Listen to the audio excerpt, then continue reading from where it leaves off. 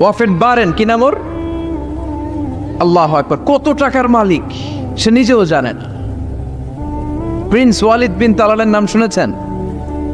Saudi ধনকুবের, Saudi বর্তমান যে বাদশাহ তার আগের বাদশার ভাগিনা, কিংডম হোল্ডিং কোম্পানির মালিক। তার একটা প্লেন আছে, পার্সোনাল জেট প্লেন, যেটার 70% মেড অফ গোল্ড। একটা বিমান, যে বিমানের 70% স্বর্ণ দিয়ে বানানো। নাউজুবিল্লাহ পড়বেন না? আমার ব্রুনাইতে একটা প্রোগ্রাম ছিল, পৃথিবীর সবচাইতে বড় যে প্যালেস, রাজপ্রাসাদ, এটার নাম হচ্ছে ইস্তানা নুরুল ইমান। প্রায় 2000 কক্ষ আছে ওটার ভেতরে। ওই রুমগুলোর ভেতরে যে কমোড আছে, টয়লেটের কমোড, এগুলো মেড অফ গোল্ড, স্বর্ণ দিয়ে বানানো। নাউজুবিল্লাহ কইবেন না?